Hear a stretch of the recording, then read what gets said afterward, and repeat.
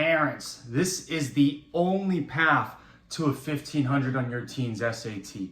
For those of you guys who don't know me yet, my name is Jared Wynn. I'm the founder and director of Geometry Guru's SAT Prep, and at this point in my career, I've helped hundreds of students increase their SAT scores so that they can go to their dream colleges or qualify for scholarships. In every single video that I post, I give you guys one actionable step to increasing your teen's SAT score. With that being said, family, let's get straight into it. Let's talk about the only path possible to a 1500 plus.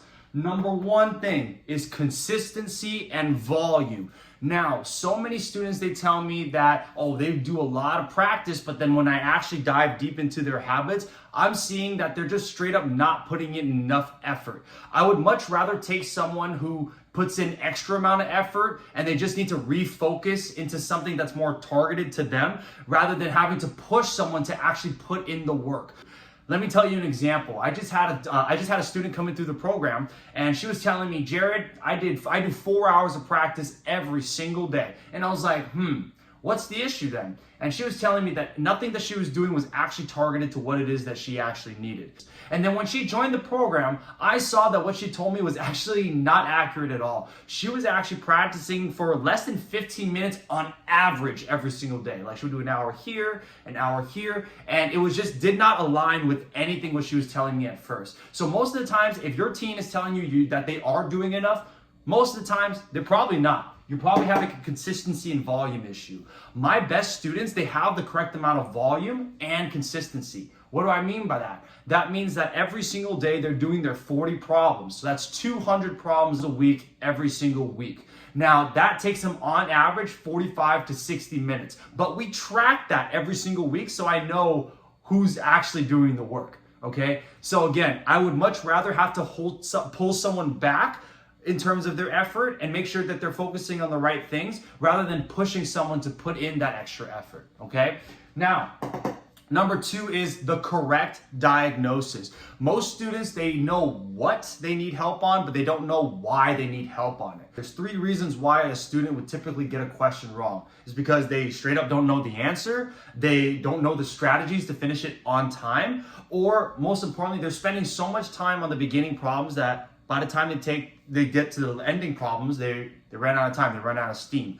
But if you don't know why you're making these mistakes, then any practice that you do isn't going to be effective because then you might be attacking the wrong symptoms. Now the third step is what we call here the correct targeting. All right, now this one's pretty self-explanatory. That's why it's so important to have the correct diagnosis. Because if you just do practice problems for the sake of doing practice problems, you're not really targeting anything, then you're gonna have issues, okay? But when you have the correct diagnosis, it's possible to do the correct targeting so that you're not wasting time doing things that you really shouldn't be doing, okay?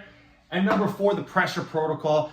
You need to work with the same targeted problems for that diagnosis. You need to do them in a test-like environment that is slightly harder than the real thing. The reason why it's so important to do that is because you do not want to go to the exam and you realize that it's harder than anything you've ever practiced, right? So even though you are targeting your weaknesses, you're not working with problems that are actually hard enough, so it's not actually going to move the needle for you, all right? So a lot of students, they end up using, materials and practice tests that are just way too easy for them.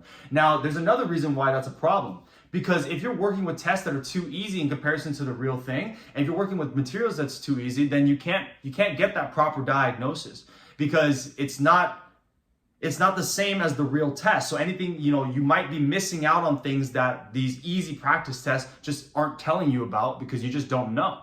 All right, that's why it's so important to work on materials that's slightly harder. We don't want to go up in difficulty for the real thing. You want to go down in difficulty for the real thing, all right? And number 5 is this. Do you want to really know the difference between the students who score 1500 versus the students who only score 1300? The difference is that the elite level scorers, they know exactly how to do all these things. The reason why is because they have an expert in their corner that shows them exactly where they're making these mistakes and how to practice them properly so that they don't make those mistakes on the actual exam. Let me put it this way, family. There's really 2 ways you can do it. Would you rather keep on doing it on your own maybe get to the 1500, but it's going to take you way more time to get there? Or would you rather work with a group of professionals that know exactly what they're doing because they've worked with hundreds of students before this?